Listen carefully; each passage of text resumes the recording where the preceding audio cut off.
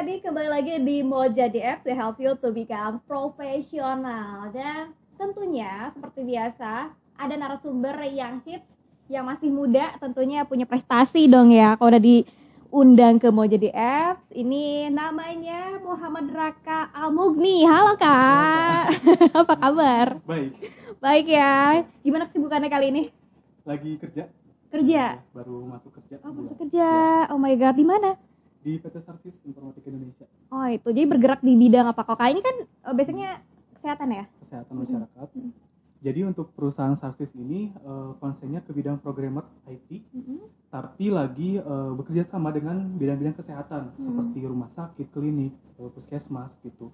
Dan di sini Raka bergerak sebagai bidang konsultan functional spec. Jadi Raka menggali kebutuhan yang ada di rumah sakit apa saja dari segi manajerialnya, lalu dibikinkan dokumen dan dokumen tersebut akan diberikan kepada development, pengembang untuk pembuatan programnya. Gitu. Oh berarti harus dalam juga dia, Iya. soalnya kan menggali kebutuhan rumah sakit itu seperti apa gitu ya. Emang apa aja sih kira-kira kalau buat kami orang awam dan juga adik-adik kan nggak tahu sebenarnya di rumah sakit apa sih selain alat-alat kesehatannya? Sebenarnya kan ada alur bisnis program manajemennya gitu, dimana dari mulai pendaftaran lari ke radiologi, dari situ baru ke rawat jalan, rawat inap, IGD, banyak alurnya, memang banyak di rumah sakit. Oh gitu, alurnya emang banyak Iya. ya.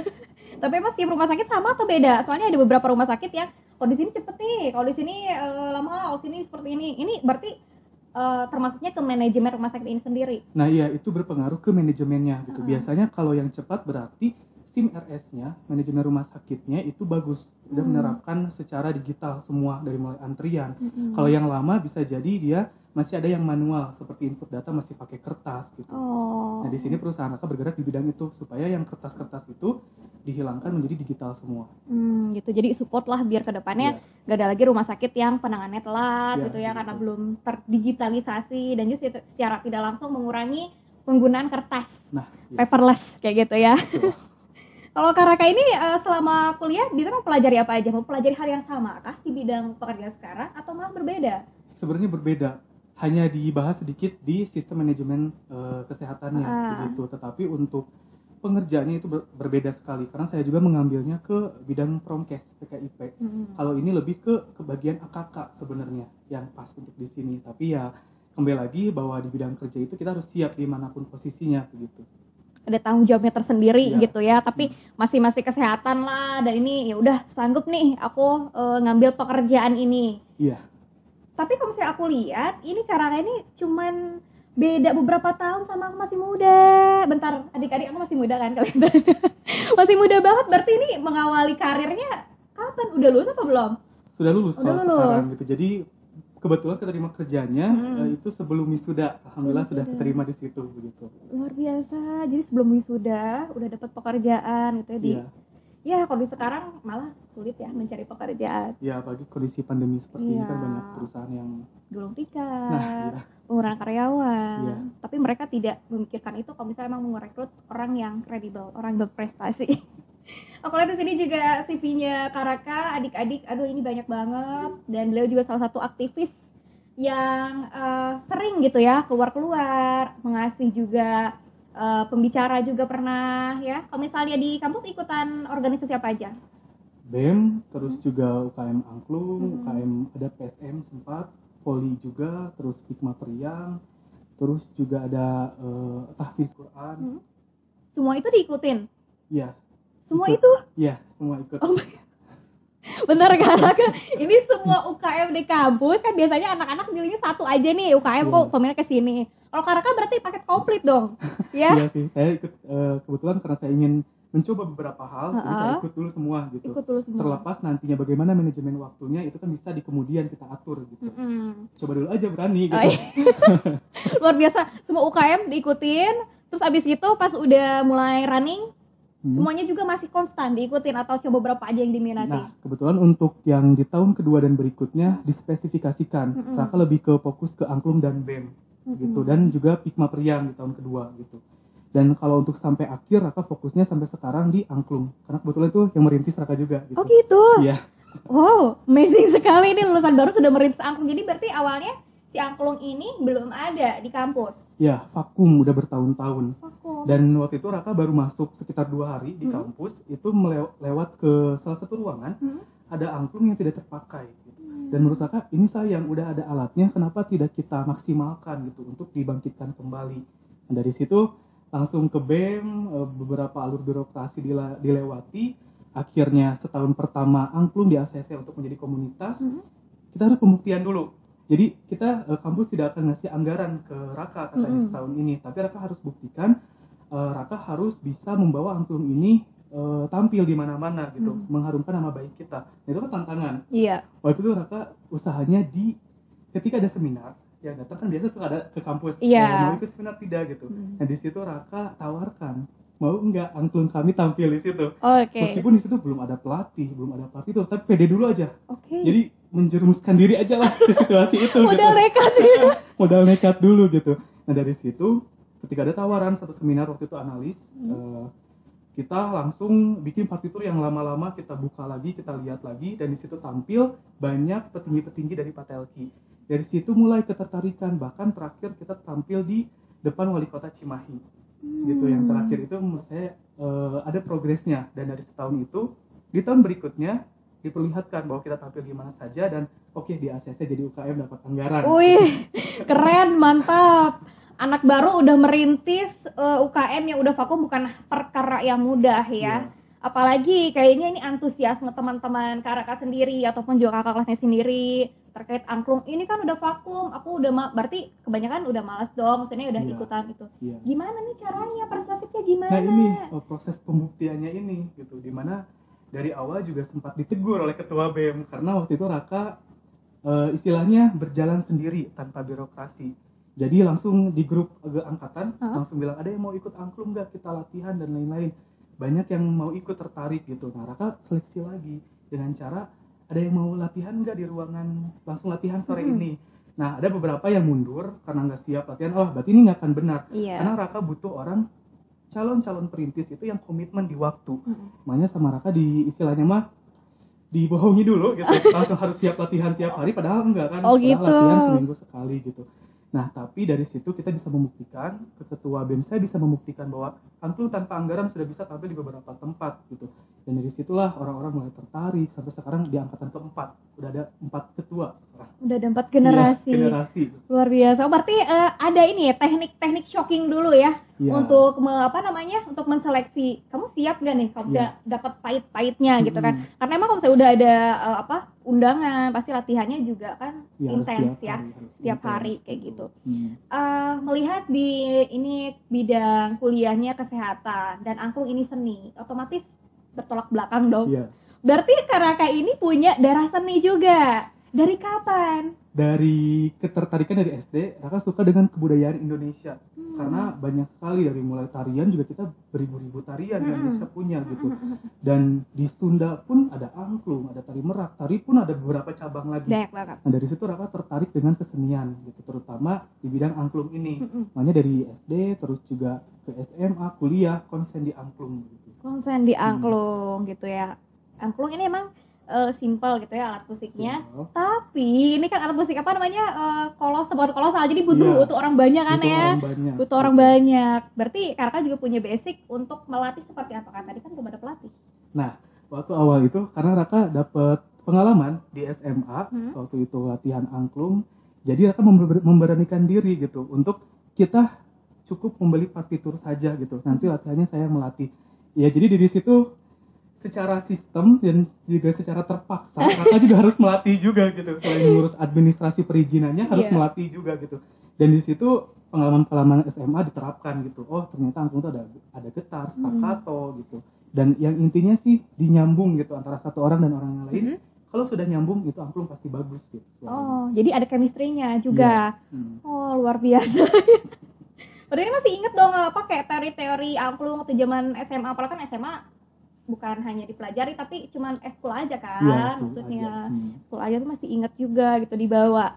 Karena berani berbuat, berani bertanggung jawab dong, udah berani ya awalnya. Oh nih angklung, nggak mungkin dong setengah. Mungkin mundur gitu, jadi harus Raka pelajari lagi, baca-baca lagi sejarahnya seperti apa gitu. Jadi proses itu ya ketika kita Jadi jangan ragu untuk memulai lah. Ketika kita mau mulai saja.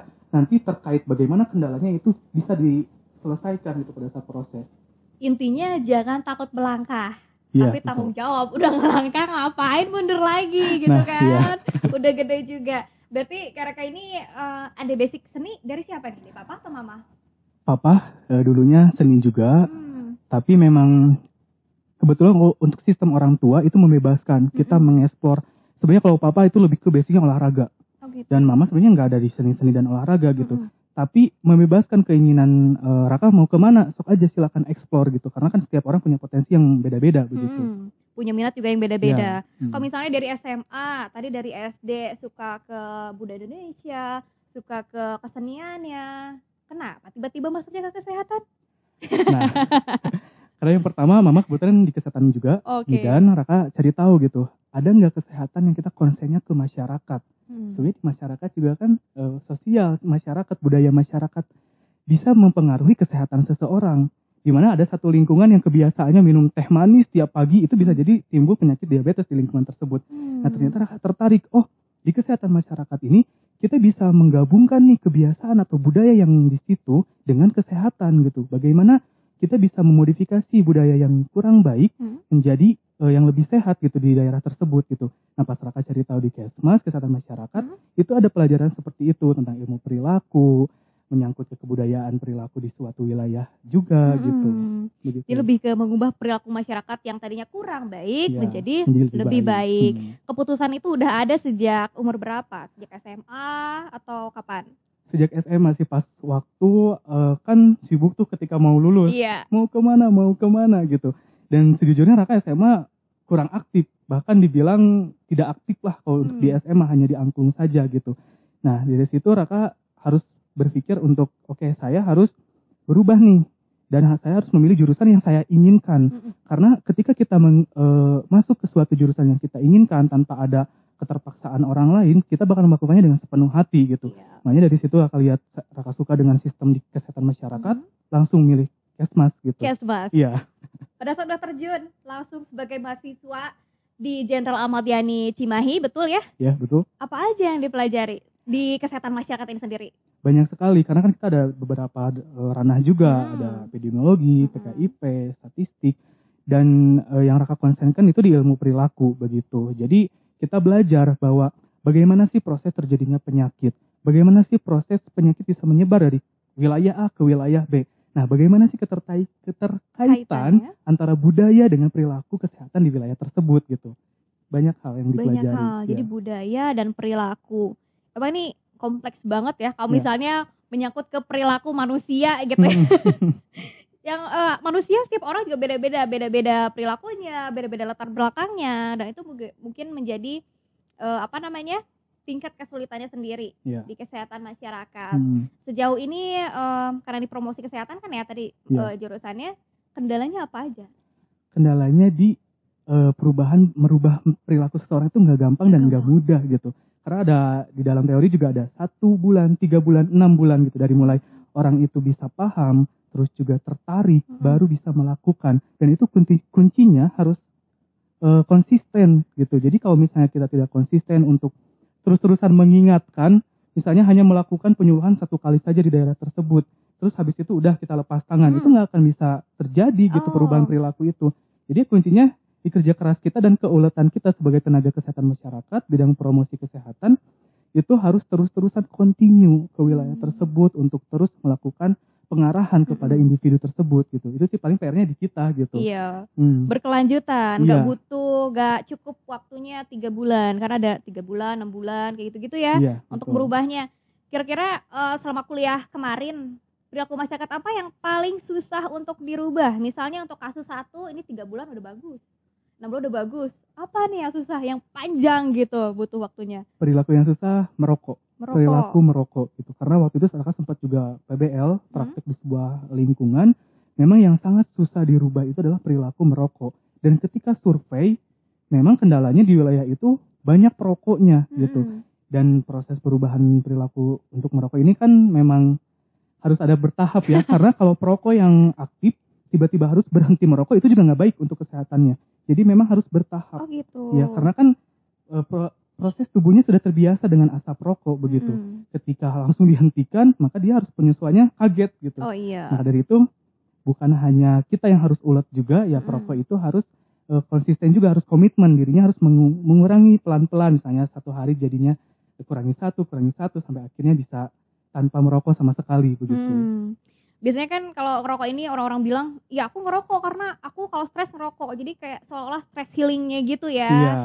Apa sih, ada jalan lain nggak? Ada jalan pintas lain nggak untuk mengganti stress healing itu sendiri dari rokok? Misalnya jadi ke apa, gimana? Ya sebenarnya kalau stress healing kita bisa lari kemana saja gitu. Gimana kita memilihnya gitu. Misalkan punya hobi lain, futsal atau olahraga, kenapa nggak ke situ aja gitu. Nah kita bisa memilih gitu, karena kebanyakan, Raka juga sempat baca artikel, terus juga pernah ada salah satu dosen berkata bahwa enaknya merokok itu ketika menghirup, terus dihembuskan. Itu seperti kita tarik napas yang panjang, terus dihembuskan, kan itu jadi relax. Coba aja gitu. Jadi itu sebenarnya proses merokok yang enak itu ya menghirup, terus dihembuskan. Gitu. Sebenarnya sehat ya, isinya sehat lah, setiap hari kan kita bernafas gitu ya, butuh relax, menarik nafas panjang, kemudian menghembuskan. Iya, tanpa rokok juga bisa sebenarnya. Iya, tapi kan rokok ada zat-zat bahayanya itu ya. Unik sekali gitu ya. Selain untuk promosi kesehatan, apalagi yang dipelajari di sana? Ada juga advokasi, terus juga proses lingkungan, counseling gitu, bagaimana lingkungan yang bersih itu mempengaruhi juga taraf kesehatan masyarakat begitu. Oh, kebersihan juga berpengaruhi. Ya, tentunya. Kayak tadi misalnya aku dengar sebenarnya kebiasaan kita setiap pagi minum teh manis kirain bagus, ternyata enggak ya? Iya, karena kan kalau terlalu kan tiap tubuh juga punya hitungannya sendiri gitu, harus konsumsi gula berapa banyak gitu. Kalau misalkan memang gulanya sedikit terus teh manis ya tidak apa-apa, tapi kalau siangnya makan lagi yang manis, sorenya makan lagi yang manis, ya itu pasti terlalu banyak gitu. Sesuatu yang terlalu banyak kan tidak baik. Malah diabetes nantinya. Nah, aku juga kemarin sempat kepoin nih Instagramnya. Oh iya. Ternyata ada makanan-makanan juga. Emang saya masak-masak juga ya? Iya, ada di ilmu gizi, kita belajar masak gitu. Bagaimana kita membuat resep atau menu khusus untuk yang penyakit diabetes, misalkan untuk yang hipertensi gitu. Itu ada menunya tersendiri begitu. Oke. Coba dong adik-adik di rumah juga mungkin pengen tahu ya, siapa tahu adik-adiknya lagi pengen diet gitu mungkin ya kalau remaja, atau mungkin orang tuanya ada yang sudah memiliki penyakit yang bisa kita hindari dengan makanan. Kita kasih contoh deh, misalnya sakitnya apa ya, diabetes deh, yang dari remaja sampai orang tua ada gitu. Terus makanannya harus makan apa? Sebenarnya untuk diabetes ini sebenarnya sangat mudah gitu. Diabetes karena apa? Karena banyaknya zat-zat gula dalam darah. Berarti kita kurangin yang zat-zat gula tersebut gitu sebenarnya. Gitu sih. Jadi kita terbiasakan untuk makan dengan senatural mungkin. Kalau di Indonesia kan kebanyakan MSG-nya kenceng banyak gitu. Nah, kita kurangin hal-hal yang seperti itu. Sebenarnya kayak rasa sayuran, kaldu ayam, itu semuanya udah ada muncul tersendiri gitu kalau kita tidak terbiasa dengan rasa-rasa yang strong dari MSG tersebut gitu. Kurangi hal-hal yang seperti itu gitu. Jadi harus tahu dulu nih penyakitnya apa, nih gara-gara kebanyakan apa, dan itu yang dikurangin gitu ya. Tapi gak banyak orang juga, makanan sehat itu kan gak enak. Iya. Gimana caranya biar enak? Karena terbiasa ya, karena jujur karena kan kita juga sebenarnya dibiasakan oleh orang tua, yang memasak biasanya kan orang tua. Berarti ketika orang tua udah punya, balik lagi ke budaya, dia menggunakan bumbu-bumbu yang strong. Ketika anaknya tersebut makan yang bumbunya tidak strong, maka kan tidak enak karena dia terbiasanya dengan bumbu yang strong gitu. Maka dari itu mulai dari sekarang nih kita misalnya remaja, calon-calon menjadi orang tua nanti, ketika memberikan makanan ke anak kita itu mulai kurangi rasa-rasa yang strong gitu. Mulai kurangi MSG, bumbu-bumbu yang kuat gitu. Jadi sehingga anak tersebut terbiasa makan makanan yang emang sudah ada rasa naturalnya dari makanan-makanan tersebut gitu. Udah sehat lah ya, udah sehat. Sebenarnya makanan natural juga udah ada rasanya, lebih sehat juga. Terus sekarang kan juga selain hobinya ke seni, atau selain hobinya juga menjadi promotor kesehatan, apalagi? Waktu itu Raka organisasi juga di kampus, organisator. Jadi memang mengikuti BEM, terus juga mengikuti organisasi-organisasi, diskusi-diskusi, musyawarah-musyawarah tentang bagaimana sih dampak-dampak negatif dari pengelolaan pemerintah yang kurang baik gitu. Nah, Raka juga tertarik di bidang-bidang seperti itu begitu. Oh, jadi di bidang pemecahan masalah gitu ya. Pemecahan masalah. Sukanya berorganisasi. Emang apa ya, kalau dilihat kasat mata ini pentingnya organisasi atau benefitnya organisasi secara instan itu apa? Organisasi itu penting sekali gitu. Yang pertama, membuat kita dapat respect ke orang lain. Karena kita tidak mengurusi diri kita aja gitu. Yang kedua, relasi kita banyak relasi, banyak pengetahuan. Ketika kita gaul dengan kelompok A dan hanya kelompok A saja, kita tidak tahu kelompok B seperti apa, kelompok C seperti apa. Nah, di organisasi ini kita bisa tahu, oh di A seperti apa, di B seperti apa. Jadi kaya akan ilmu gitu, selain yang di bidang kesehatan gitu. Karena kan musyawarah biasanya terdiri dari beberapa bidang gitu kan. Terus juga selanjutnya manfaat organisasi ini adalah mengasah kita dalam berkomunikasi. Terus memacu kita untuk critical thinking. Bagaimana kita berpikir itu harus secara critical thinking dan juga secara sistematis. Ada suatu permasalahan, kita tidak langsung nunjuk si A yang salah. Tidak boleh seperti itu. Organisator tidak boleh seperti itu. Kita harus lihat dulu ini permasalahannya seperti apa. Si A pandangannya seperti apa, si B seperti apa. Nah, dari situ kita terbiasa untuk berpikir sistem gitu. Sistematis. Jadi kalau misalnya mau tujuannya ngomong ke si ini, tapi kemana dulu lah kita untuk menjaga perasaannya. Sekarang banyak banget nih adik-adik yang mungkin apa istilahnya kayak teman makan teman segala macam, tuduh-tuduhan apalagi di media sosial. Mungkin itu bisa diasah lagi lewat organisasi biar kalian lebih tahu gimana caranya penyampaian pesan yang baik atau menegur yang baik itu didapatkan di organisasi juga. Dan yang bikin menarik di sini, adik-adik, Kak Raka ini kan angkatan tahun 2016. Mungkin gak jauh-jauh juga nih dari kalian gitu ya. Tapi angkatan tahun 2016 ini udah bisa menjadi narasumber dan ngisi acara. Wow, amazing sekali. Ini dapat ilmunya dari mana? Oke, untuk pengisi acara itu kebanyakan Raka itu dimintakan, biasa Raka suka minta ke panitianya, kenapa harus mengundang saya gitu. Alasan mereka itu karena basic kepemimpinan. Karena katanya Raka ini banyak sekali organisasi yang dipimpin oleh Raka katanya. Nah, dari situ berlanjut bahwa mengisi materi itu tentang kepemimpinan, hampir semuanya tentang kepemimpinan gitu. Bagaimana pengalaman kita menjadi seorang pemimpin, bagaimana tugas kita menyelesaikan permasalahan sebagai sudut pandang pemimpin gitu. Dan biasanya ngasih tips gitu, bagaimana sih cara pemimpin yang baik begitu. Tipsnya apa untuk menjadi pemimpin terbaik? Oke. Untuk pemimpin terbaik gitu ya. Sebenarnya Raka sebelum jadi ketua-ketua itu merangkak dulu dari bawah. Dari mulai dari humas, terus juga dari ada PJ Dadus kalau di panitia kan yang dagang-dagang seperti itu. Kita harus merangkak dulu dari bawah sehingga kita tahu posisi anggota kita itu seperti apa. Karena kita sudah pernah merasakan hal tersebut. Jadi ketika ada permasalahan tidak langsung judge, kamu salah, kamu jelek kerjanya. Karena saya dulu merasakan, oh mungkin dia ada masalah di sini.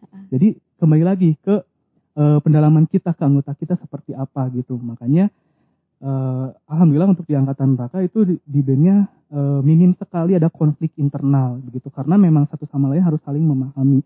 Jadi yang Raka utamakan di kepemimpinan Raka itu adalah harus saling memahami antara satu dan lainnya gitu. Ketika ada masalah harus berpikir sistem, tidak boleh langsung menjudge seorang salah begitu. Ada empati juga gitu ya untuk sesama anggotanya. Jadi pas udah jadi pemimpin atau jadi ketua itu ngerasain gak semena-mena aturan seperti apa ya kan. Gak tau yang bawahnya ngerasainnya kayak gimana kan, jadi gak sinkron juga. Gak sehat lah organisasinya. Betul. Emang ini pernah jadi ketua di organisasi apa aja sih? Untuk ketua Raka di ketua Angklung, terus juga ketua BEM, terus kebetulan di awal banget ketua angkatan. Oh my god. Jadi dari situ terbuka semua peluang organisasi. Terus juga ketua pelaksana kepanitiaan seperti Prama, Turbudaya gitu. Seperti itu. Terus waktunya gimana, Kak? Anda nggak tidur? Aku mau tanya, ini harinya kan kalau kita kan 24 jam ya. Mungkin Kak ini seharinya 48 jam. Gimana manajemennya? Manajemen waktunya ya. Karena dari awal Raka masuk organisasi itu keinginan sendiri dan juga menggantungkan kebahagiaan itu di organisasi. Akhirnya meskipun capek memang sih, ada satu hari yang musyawarah sampai subuh, paginya langsung kuliah lagi ada. Kita hanya tidur cuman 3 jam saja gitu. Tapi karena kita udah cinta, udah niat gitu, akhirnya capek itu nggak ada gitu. Dan ya karena manfaatnya ternyata sangat besar sekarang kerasa. Jadi semula itu kayak jadinya bersyukur gitu, terus-terusan bersyukur gitu. Memang pengaturan waktunya seperti itu sih. Kalau kita berani mengambil resiko banyak hal, ya berarti waktu kita harus ada yang dikorbankan gitu. Tapi kita juga bisa menuai manfaatnya dari situ gitu. Seriusan? Masih muda tidurnya cuma 3 jam aja? Ya kadang beberapa hari seperti itu. Ketika waktu di tahun kedua kampus, bareng Raka jadi ketua angklung, jadi duta genre juga meskipun runner up, tapi memang ada beberapa kegiatannya gitu. Terus juga harus mengelola beberapa kepanitiaan. Di situ ngobrol semua, dan di situ gimana manajemen waktu kita harus tertata dengan baik gitu. Hancur satu maka hancur semua. Oh gitu. Iya. Tapi untuk di kuliah atau matkul-matkul aman dong? Aman. Kebetulan memang Raka tidak kumlot, IPK 3,42 gitu, tapi tidak pernah di bawah 3 sih. Karena memang dengan kita organisasi juga sebenarnya karena kita terus-terusan dituntut untuk berpikir setiap harinya, jadi otak terasa terus ketika dikasih pelajaran oleh kampus. Jadi langsung lancar aja gitu, kayak mengertinya langsung cepat begitu. Iya, daya serapnya udah tinggi gitu nah, ya. Seperti udah itu. Biasa kritis gitu setiap hari kayak gimana, ini problem solvingnya. Luar biasa sih ini daripada kalau misalnya anak-anak muda yang apa-apa sih ya, kayak pelampiasan gitu kayak main game apa segala macam. Kan main game juga sekarang banyak banget yang anak-anak sampai tidur 3 jam. Buat main game atau buat nonton drakor, it's okay gitu, gak masalah buat adik-adik gitu ya. Tapi kalau misalnya masih ada kesempatan di kampus atau juga di sekolahnya, apa salahnya untuk digunakan gitu lagi ya. Itu positif dan mungkin lebih positif ya, pilih aja yang lebih positif ya, begitu. Positif. Sibuk banget. Aku mau tanya, ini sebenarnya hal apa sih yang bikin Karaka itu pengen sibuk banget gitu loh orangnya? Jadi dulu SMA kan nggak aktif gitu. Di situ Raka berpikir bahwa saya harus melakukan perubahan gitu di dalam hidup gitu. Apa nih perubahan yang bisa mencolok, dapat terlihat begitu. Ya udah, SMA saya tidak aktif, saya kuliah harus berstrategi bagaimana supaya saya harus aktif gitu. Nah, dari situ mulailah ikutan semua panitiaan yang ada oprek Raka ikut gitu, dan di situ terbuka semua, akhirnya aktif terus gitu sampai 4 tahun itu nggak berhenti gitu.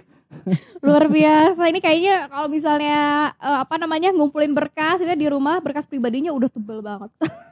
Banyak pegang-pegang perhargaan ya gak sih? Sertifikat kayak gitu. Dan selain tadi angklung udah, terus organisasi juga udah, ternyata masih ada adik-adik ya, masih ada ini hobinya masih banyak banget. Hobinya nulis ya. Sampai ini ada juara 3 best book HIV AIDS. Iya. Waktu itu memang ada pelajaran di salah satu kuliah untuk membuat buku seperti itu gitu, dan dilombakan. Waktu itu Raka ngambil tema tentang HIV AIDS karena itu lagi krusial banget di Indonesia karena kasusnya lagi naik gitu kan. Dan permasalahan ini permasalahan yang harus semua orang itu konsen, tidak bisa hanya saja yang konsen. Dukungan sosial juga berpengaruh gitu. Nah, dari situ Raka mendalami tentang HIV AIDS dan kebetulan skripsi juga Raka tentang HIV AIDS juga. HIV. Jadi dari situ, dari ketertarikan, akhirnya kita mencari tahu tentang HIV AIDS gitu, dan dituangkan ke dalam sebuah buku gitu. Dapatlah penghargaan seperti itu. Bukunya berapa halaman? 200-an. 200 halaman. Ya, tapi itu karena tebel ya, di banyak gambar juga di situ. Oh gitu. iya, untuk menarik lah ya. Iya. Udah sama aja kayak skripsi, 200-an ya kan sih? Skripsi judul HIVS juga. Iya, berarti HIVS apa juga. namanya, kayak KKN-nya di mana? Kalau KKN sih kan tidak sesuai dengan itu sebenarnya, tidak sesuai dengan judul skripsi kita gitu. Kalau KKN Raka waktu itu di daerah Cipageran waktu itu. Oh, Cipageran gitu. Oh, kirain KKN tuh buat kayak nyari-nyari data atau info tentang HIV/AIDS enggak ya? Enggak sih. Dan ada lagi yang magang di Dinkes, itu kan biasanya orang pakai buat data untuk mencari data supaya skripsi kita terbantu gitu. Kalau Raka enggak, di Dinkes juga magang, Raka ngambilnya SBH Sakabakti Husada waktu itu. Jadi dari situ sangat berbeda lah. Jadi tapi Raka bersyukurnya dengan kita mengambil hal-hal yang berbeda, itu kita jadi makin banyak pengetahuan kita gitu. Enggak konsen ke satu aja gitu. Benar. Jadi multi talented. Sedini mungkin. Nah, tadi di ilmu kesehatan, ilmu perilaku, selain komunikasinya juga harus bagus gitu ya ke masyarakat, persuasifnya kayak gimana? Ada media atau platform lain mungkin untuk mempromosikan kesehatan ini? Ada ya? Karena kita juga seperti media video, poster dan lain, kita juga belajar di Kesmas ini gitu. Jadi memang jurusan kesehatan, tetapi banyak yang kita pelajari gitu, seperti kayak anak desain kita juga melakukan. Terus psikologi kita juga melakukan itu di bidang kesehatannya gitu. Aku sempat lihat videonya Karaka, bukan Karakanya jadi artisnya gitu, tapi ini video garapannya seorang anak kesehatan.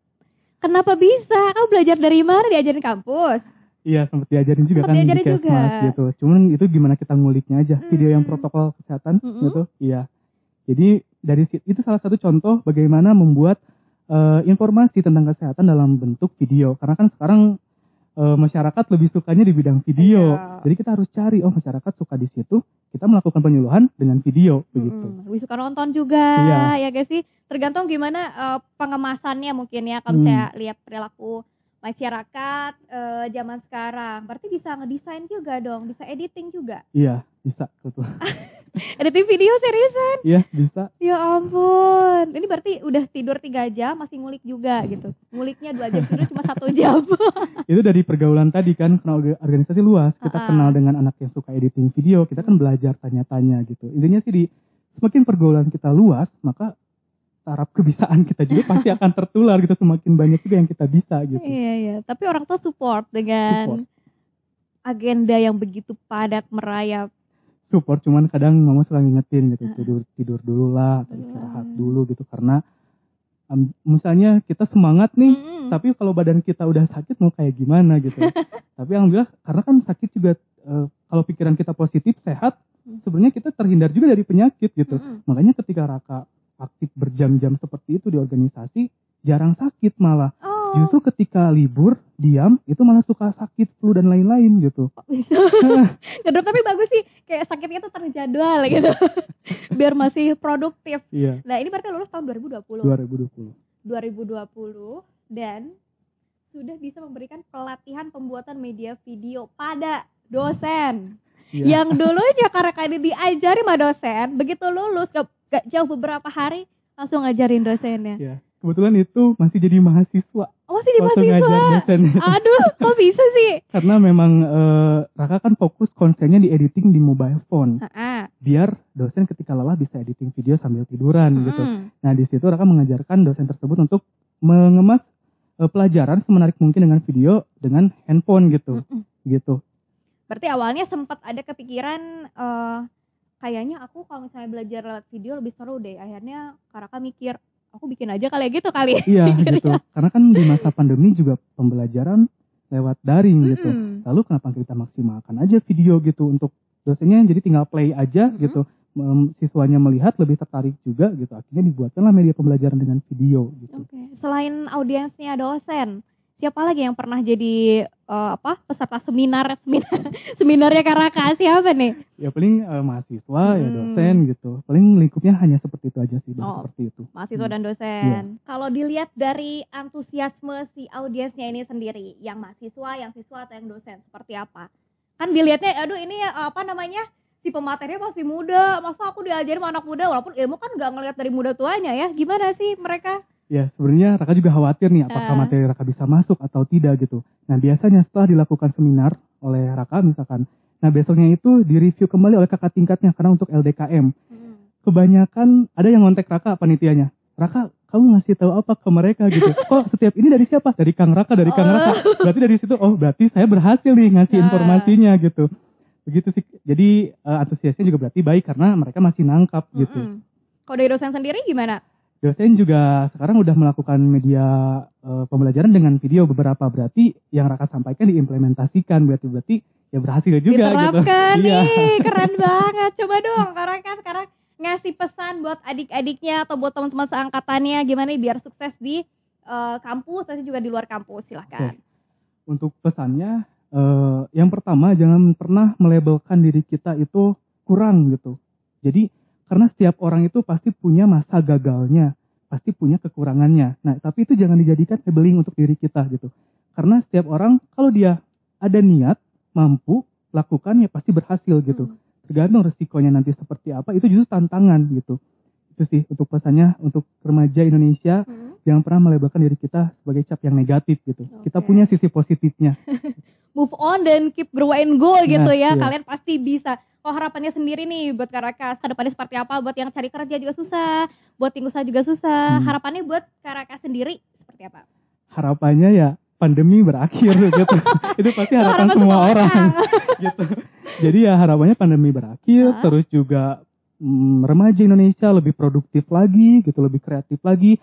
Dan itu remaja Indonesia, kita sebagai remaja jangan pernah melabeling orang lain dengan cap negatif, dan kita pun harus membentengi diri untuk tetap berpikir bahwa kita tuh punya sisi positif gitu. Itu sih harapannya, ingin hal seperti itu diterapkan oleh seluruh masyarakat Indonesia gitu.